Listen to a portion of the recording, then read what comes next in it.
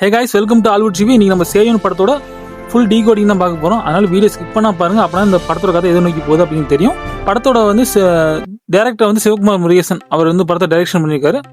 அவர் தாய் கேள்வி அப்படிங்கிற ஒரு படம் எடுத்தார். அது மிகப்பெரிய வெற்றி. அதை தொடர்ந்து தான் இந்த படத்தை எடுக்கிறாரு. இந்த படத்தோட தயாரிப்பு பார்த்தீங்கன்னா ராஜ்கமல் ஃபிலிம்ஸ், அதான் நம்ம கமல்ஹாசன் அவர்களோட ஃபிலிம் ப்ரொடக்ஷன் கம்பெனி தான் இந்த படத்தை தயாரிச்சிருக்காங்க. இதுக்கு முன்னாடி அமரன் அப்படி படத்தை வந்து தயாரிச்சாரு சிவகார்த்திகேயனை வச்சு. அதன் மிகப்பெரிய வெற்றி. அதை தொடர்ந்து இந்த வெற்றி கூட்டணி வந்து தொடர்ந்து இந்த படத்தை பண்றாங்க. மியூசிக் பார்த்தீங்கன்னா சந்தோஷ் நாராயணன் அவர் தான் போட்டுக்காரு. ட்ரெயிலர் ஒரு சாங் போட்டுப்பாரு. சூப்பராக இருந்துச்சு சாங் பார்க்கறதுக்கு. நல்ல ஒரு பீஸ்பம்பா இருந்துச்சு. இந்த படம் வந்து அப்கமிங் அக்டோபர் மாதம் வந்து ரிலீஸ் ஆகுது. டேட் கன்ஃபார்ம் பண்ணல. அக்டோபர் மாதம் ரிலீஸ் ஆகுது. வேர்ல்டு வைடாக ரிலீஸ் பண்ணுறாங்க. படத்தில் முக்கியமான கதாபாத்திரங்கள் பார்த்தீங்கன்னா சிவகார்த்திகேயன் லீடிங் ரோல் பண்ணுறாரு. அவரை தொடர்ந்து பாக்கியஸ்ரீ, பாலசரவணன், அருள்தாஸ், கந்தசாமி இவங்கெல்லாம் முக்கியமான வேடங்கள் நடிக்கிறாங்க. படத்துக்குள்ள போவோம். ஃபர்ஸ்ட் சேயன் அப்படின்னு என்னன்னா, சேயன் அப்படிங்கிறது நம்ம தமிழுக்கே உரிய கடவுளான முருகப்பெருமானை வந்து குறிக்கக்கூடிய மிக பழமையான பெயர்ல ஒன்று. சேயன் அப்படின்னா சிவந்த நிறமுடையவர் இல்லாட்டி இளமையானவர் அப்படிங்கிறது பொருள் வந்து. அதாவது பார்த்தீங்கன்னா ஏறக்குறைய ஒரு 3000 வருஷத்துக்கு முன்னாடி இலக்கண நூலாக வெளிவந்த தொல்காப்பியம் இதில் வந்து குறிஞ்சி நில கடவுள் சேயன் அப்படின்னு முருகப்பெருமான் முதல்ல வந்து அழைக்கப்பட்டிருப்பாரு. அப்போ அதுலேருந்து சேயன் அப்படின்னு அழைக்கப்படுறாரு. இந்த ட்ரெய்லரில் ஸ்டார்டிங்கில் பார்த்தீங்கன்னா கருமாத்தூர் விருமாண்டி கோவில் மாசி கிளறி திருவிழாவின் 2வது நாள் அப்படின்னு போட்டிருப்பாங்க. இந்த 2வது நாள் ஏற்பட்ட ஒரு பிரச்சனைனால போலீஸ் ஸ்டேஷனுக்கு போயிருப்பாங்க எல்லாம். அந்த ஊர் கருமாத்தூரில் இருக்க எல்லாமே. இதை வச்சு தெரியுது இந்த படம் வந்து மதுரையில் உள்ள கருமாத்தூர் அப்படிங்கிற கிராமத்தில் நடக்கிற ஒரு கதை. எல்லாம் போலீஸ் ஸ்டேஷனுக்கு போயிருக்காங்க. இந்த பிரச்சனையில் வந்து அது வந்து எல்லாருமே ஒரு சில காயங்களோடு போயிருக்காங்க. கம்ப்ளைண்ட் கொடுக்குறாங்க. யாருக்கு காரணம்னு கேட்குறாங்க. அப்போ தான் தெரியுது நம்ம கதாநாயகன் சிவகார்த்திகேயன் தான் காரணம் அப்படிங்கிறது தெரிய வருது.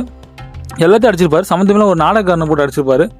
போலீஸ்கார் கேட்பாரு அவனை பார்த்து, எதுக்குடா ஒன்னே எதுக்குடா அடித்தான் அப்படின்னு கேட்குறப்ப, நான் வந்து என்ன நாடகம்னு கேட்டாங்கயா, நான் சொன்னேன் அதுக்கு அடிச்சு விட்டாங்க, வாய் குத்தி விட்டாங்க அப்படிங்கிற மாதிரி சொல்லுவார். என்ன நாடகம்னு சொன்னேன்னு கேட்டதுக்கு வள்ளி திருமணம் அப்படின்னு சொல்லுவார். என்னடா சாமி நாடகத்துக்கு அடிக்கிறான்னு சாமி இல்லைங்கிறவனா அப்படின்னு ஒரு கைதி சொல்கிறான். அதுக்கு இன்னொரு கைதி வந்து சாமி ஆடுறவனே அவன் தான்டா அப்படிங்கிற மாதிரி சொல்கிறான். எதுக்கு சாமி ஆடுற ஒரு ஆள் சாமி நாடகத்தை போட்டதுக்கு எதுக்கு அடிக்கணும் அப்படின்னா பெரிய கதையே இருக்குது. இந்த கதையிலேருந்து தான் எல்லாமே ஆரம்பிக்குது. இந்த கதையை ஃபுல்லாக டீட்டெயில்டாக கேளுங்க, ஸ்கிப் பண்ணாமல் கேளுங்க. அப்புறம் அந்த படம் கதை எதை நோக்கி போகுது அப்படின்னு தெரியும்.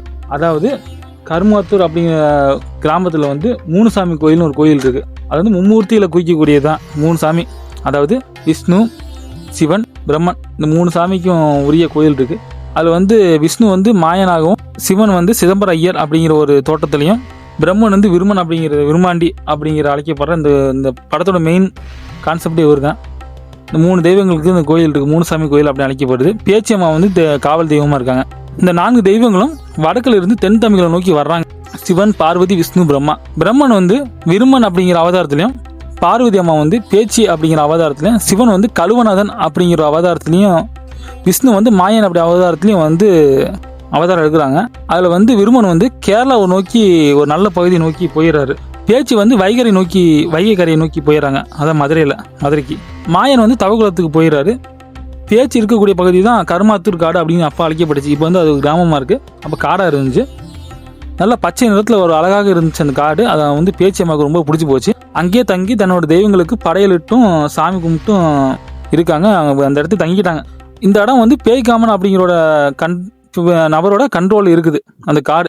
அங்கே வந்து பேச்சியம்மா வந்து தன்னோட தெய்வங்களுக்கு வழிபடுறது வந்து அவருக்கு பிடிக்கல, சுத்தமாக பிடிக்கல. இதனால டென்ஷனான பேய்காம அதாவது கழுத்தில் வந்து நர மாமிசத்தை வந்து மாலையை போட்டு போய் பயமுறுத்துறாரு பேச்சியம்மாவை. பேச்சியம்மா இதெல்லாம் பொருட்படுத்தாமல் தொடர்ந்து தன்னோட தெய்வங்களுக்கு சங்குகளை வச்சு பெரிய அளவில் வழிபாடு செஞ்சுட்டு இருக்காங்க. அடுத்த நாளே போய் பேய்காமனுக்கு போய் பேச்சிக்கு வந்து ஒரு வார்னிங் கொடுக்குறாரு. அதாவது 7 நாட்களுக்குள்ள இந்த இடத்த நீ காலி பண்ணணும், இல்லாட்டி நடக்கிறதே வேற அப்படிங்கிற மாதிரி பேச்சியம்மனை வந்து பேய்காமனை வந்து வார்னிங் கொடுத்துட்டு போயிடுறாரு. பேச்சிக்கு ஒன்றும் புரியல. அவங்க வந்து உதவி கேட்டு சிவன்கிட்ட போகிறாங்க. இப்படி உதவி பண்ணுங்கன்னு. சிவன் அதுக்கு இருந்துக்கிட்டு பேய்காமனுக்கு சரியான ஆள் விருமன், அவர்கிட்ட போய் நீங்கள் உதவி கேளுங்க அப்படிங்கிற மாதிரி சொல்லி அமுச்சு வச்சுறாரு. பேச்சியும் கேரளாவை நோக்கி போகிறாங்க, விருமனை நோக்கி. விருமன்ட்டு போய் இப்படிலாம் நடந்த விஷயம் சொல்கிறாங்க. இந்த மாதிரி தொந்தரவு பண்ணுறேன், நீங்கள் தான் வரணும் அப்படிங்கிற மாதிரி சொல்கிறாங்க. விருமன் நாங்கள் வந்துக்கிட்டு எனக்கு சகல விஷயங்களும் இங்கே கிடைக்குது. பூஜையிலேருந்து உணவுலேருந்து எல்லாமே இங்கே கிடைக்குது. உன் கூட வந்துட்டு நீ எனக்கு என்ன தருவ அப்படிங்கிற மாதிரி விருமன் வந்து பேச்சுக்கிட்ட வந்து சொல்கிறாரு. அதுக்கு பேச்சு வந்து நீ என்ன கேட்டாலும் நான் தர்றேன் அப்படிங்கிற மாதிரி சொல்லிடுறாங்க. அதுக்கு அவர் நிறைமாத கர்ப்பிணி பெண்ணை வந்து எனக்கு தினமும் பலி கொடுக்கணும் அப்படிங்கிற மாதிரி ஒரு கோரிக்கை வைக்கிறாரு. பேச்சுக்கு ஒரு அதிர்ச்சி. இந்த மாதிரி தினமும் வந்து நிறைமாத கர்ப்பிணி பலி கொடுக்குறது வந்து ஆகாத ஒரு விஷயம். இருந்தாலும் பேச்சு ஒத்துக்கிறாங்க. வேறு வழியில் விருமனுடைய உதவி தேவைப்படுது பேச்சுக்கு, ஆனால் ஒத்துக்கிறாங்க. ஒத்துக்கிட்டு விருமன் வந்து கருமாத்தூர் காட்டை நோக்கி வர்றாரு. அங்கே விருமனுக்கும் பேய்காமனுக்கும் மிகப்பெரிய சண்டையாக நடக்குது. மதுரை நகரமே வந்து அலறு வாங்குது. அந்த அளவுக்கு ஒரு சண்டை நடக்குது. சண்டையை தீர்த்து வைக்கணும் சமரசமாக அப்படின்னு சொல்லிட்டு முருகப்பெருமான்கிட்ட நோக்கி போகிறாங்க. முருகன் இந்த பிரச்சனையை சமரசமாக தீர்த்து வைக்கிறதுக்கு ஒரு போட்டி ஒன்று ஏற்பாடு பண்ணுறாரு. அதில் வந்து விருமனுக்கும் பேய்காமனுக்கும் குதிரையில் வந்து குதிரையை வந்து பந்தயம் போனோம். அதில் வந்து ஒரு குறிப்பிட்ட இடத்த நோக்கிட்டு திரும்பி யார் வராங்களோ அவங்க வெற்றியாளர் அப்படிங்கிறது அறிவிக்கப்படுவாங்க. இதில் ஒரு ட்விஸ்ட் இருக்குது. அது என்னன்னு கேட்டிங்கன்னா, விருமன் வந்து பேய்காமன் குதிரையிலும் பேய்காமன் வந்து விருமன் குதிரையிலும் போகணும். யார் போயிட்டு வராங்களோ அவங்க தான் வெற்றியாளர் அப்படின்னு சொல்கிறாரு முருகன். இதை தெரிஞ்சுக்கிட்ட பேய்காமன் வந்து தன்னோட குதிரையோட காலை உடச்சி விருமன்கிட்ட ஒப்படைச்சிடறாரு. விருமன் நல்ல குதிரையே ஒப்படைக்கிறாரு பேய்காமனுக்கு. இருந்தும் கூட விருமன் வந்து ஜெயிச்சிடறாரு விருமன். ஆனால் முருகன் வந்து பேய்காமனுக்கு சாதகமான தீர்ப்பு வந்து வழங்கிறாரு. இதனால் ஆத்திரம் அடைஞ்ச பேச்சு வந்து, நான் இனிமேல் உன்னை வந்து நான் வழிபட மாட்டேன், என்னை சார்ந்தவங்களும் உன்னை வழிபட மாட்டாங்க அப்படிங்கிற மாதிரி ஒரு சாபத்தையும் விட்டுறாங்க. முருகன் அதுலேருந்து இப்பயும் கூட சொல்லப்படுது. அதாவது விரும்பாண்டியும் பேச்சியம்மனையும் வழிபடுறவங்க வந்து முருகனை வந்து வழிபட மாட்டாங்க அப்படின்னு இப்பயும் சொல்லப்படுது. இந்த சில பேர் இருக்காங்க கருமாத்தூரில் இந்த மாதிரியும். வேறு வழியே இல்லை, விரும்பாண்டி வந்து பேய்காமன் கட்டத்துக்கு மேலே அந்த காட்டு நோயை விட்டு போயிடுறாரு. திரும்பி வருவார் அப்படிங்கிற பட்சத்தில் வந்து எப்படியாவது விரும்பாண்டியை வந்து தன்னோட இருக்க வைக்கணும் அப்படின்னு பேச்சியம்மா வந்து முடிவு பண்ணுறாங்க. இதை எடுத்து வந்து தன்னோட மோதிரத்தை வந்து ஒரு கிணத்துல தூக்கி போட்டுறாங்க. விருமன்கிட்ட உதவி கேட்குறாங்க. அந்த மோதிரத்தை வந்து எடுத்து கொடுங்க, கிணத்துல விழுந்துருச்சு அப்படிங்கிற மாதிரி. விருமனும் அதை நம்பி கிணத்துக்குள்ளே இறங்கி இந்த மோதிரத்தை எடுக்கிறாரு. பேச்சு உடனே மிகப்பெரிய கல்லை வச்சு அந்த கிணத்தை மூடிடுறாங்க. உனக்காக உதவி செய்ய வந்தேன், என்னை எதுக்கு கிணத்துல வச்சு மூடனே அப்படிங்கிற மாதிரி விருமன் வந்து பேச்சியம்மன் கேட்குறாங்க.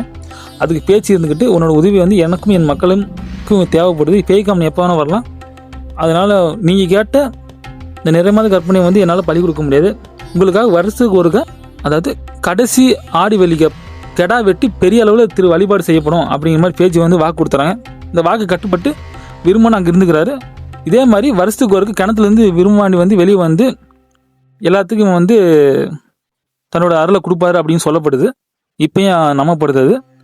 இதுதான் இந்த படத்தில் வந்து மெயின் ஸ்டோரியாகவே இருக்குது. இந்த படத்தில் இதை நோக்கி சீக்வன்ஸ் வந்து நகரும் அப்படின்னு சொன்னீங்கன்னா, இந்த படத்தை இது ஃபுல்லாகவே இந்த கதையை வச்சு தான் படம் போகும்னான்னு கிடையாது, டெஃபினட்டாக கிடையாது. ஒரு சில முக்கியமான சீக்வன்ஸில் இந்த கதையை வச்சு படம் போகிறதுக்கான வாய்ப்புகள் இருக்குது. ஏன்னா கமல்ஹாசன் அவர் விரும்பாண்டின்னு ஒரு படம் எடுத்தார். அந்த படத்தில் ஒரு பாட்டில் வந்து இந்த கதையை வச்சு சொல்லியிருப்பார், தெளிவாக சொல்லியிருப்பார். அவர் வந்து விருமனுக்கும் அவருக்கும் ஒரு ஈடுபாடு இருக்குது. விருமன் சாமி வந்து ரொம்ப நம்பக்கூடியவர் அவர். அதனால் அது ஒரு சில சீக்வன்ஸில் வர வாய்ப்பு இருக்குது. ஆனால் எனக்கு வந்து மேக்ஸிமம் இந்த படம் வந்து ஒரு ரூரல் கேரக்டர் பண்ணியிருக்கார் சிவகார்த்திகேயன் அவர். அது கொம்பன் மாதிரி ஒரு கமர்ஷியல் படமாக தான் இருக்கும். இந்த படம் நல்ல ஒரு ஆக்ஷன் கமர்ஷியல் படமாக தான் இருக்கும். இந்த படம் அந்த வந்து கிராமத்தில் நடக்கிற ஒரு பஞ்சாயத்தை வச்சு தான் அந்த பேஸ் பண்ணி தான் அந்த படம் போக போகுது. நல்லாவே இருக்குன்னு நினைக்கிறேன். நான் சிவகார்த்திகேயன் இதுக்கு முன்னாடி அதை ஒரு டைலாக் வரும், ஒரு பாட்டியம்மா சொல்லுவாங்க இந்த ட்ரெய்லர், அடியே ஓஜி இஸ் பேக்கடி அப்படிங்கிற சொல்லுவாங்க. அவர் பழைய கிராமத்தில் நிறைய படம் நடிச்சிருக்காரு. குறிப்பாக சொல்லணும்னா வருத்தப்படாத வாலிபர் சங்கம், ரஜினி முருகன், சீமராஜா அப்படிங்கிற படங்கள்லாம் கிராமத்தில் நடிச்சிருப்பார். இருந்தாலும் கூட ரூரலாக ஒரு கேரக்டர் பண்ணியிருக்க மாட்டார். அதிலெல்லாம் காமெடி ஹீரோவாகவும் ஆக்ஷன் ஹீரோவாக பண்ணியிருக்க மாட்டார். மேக்ஸிமம் காமெடி ஹீரோவாக தான் பண்ணியிருப்பார். ரொமான்ஸு காமெடி இதை தான் பேஸ் பண்ணி தான் படம் எடுத்திருக்கோம். ஆனால் இந்த படம் அப்படியே கம்ப்ளீட்டாக வேறு. இது வந்து ஒரு ரூரலான பக்கா கமர்ஷியல் படமாக தான் போக போகுது. இது சிவகார்த்திகேயன் ஃபஸ்ட் டைம்னு சொல்லுவேன். இன்னொரு வசனம் வரும் குறிப்பாக சொல்லணும்னா ட்ரெய்லரில். அவன் பாட்டுக்கு பட்டாளத்துக்கும் போராட்டத்துக்கும் போயிட்டு இருந்தான், அவனை வான்னு ஒம்பு கிழக்கிறாங்க, வக்காளி வந்து செய்ய போகிறான் பாரு அப்படிங்கிற மாதிரி. அதாவது பட்டாளம்னா ஒரு டவுனில் ஒரு பேஸ் பண்ணி ஒரு படங்கள் வந்திருக்கும். குறிப்பாக உதாரணத்துக்கு சொல்லணும்னா மதராசி இந்த மாதிரி படங்களும் வந்திருக்கும். போராட்டம்னா அமரர் அதை நோக்கி போயிருந்தார். திரும்பி இந்த மாதிரி ஒரு கிராமத்தில் அறிக்கை வந்திருக்காருன்னு சொல்லி ஒரு ஹைப்புக்கு ஏற்றுவாங்க. படம் எப்படி இருக்குன்னு பார்ப்போம். படம் பார்த்தா தான் தெரியும் நம்மளுக்கு. அவ்வளோதான் கைஸ், இந்த ஃபுல் வீடியோ டீகோடிங் தான். இந்த வீடியோ பிடிச்சிருந்துச்சுன்னா லைக், ஷேர், கமெண்ட், சப்ஸ்கிரைப், மறக்காம பெல் ஐக்கன் கிளிக் பண்ணுங்கள். அப்புறம் நான் போகிற வீடியோ உடனே கூட உங்களுக்கு சேரும். தேங்க்யூ கைஸ், மறக்காம சப்ஸ்கிரைப் பண்ணிக்கங்க.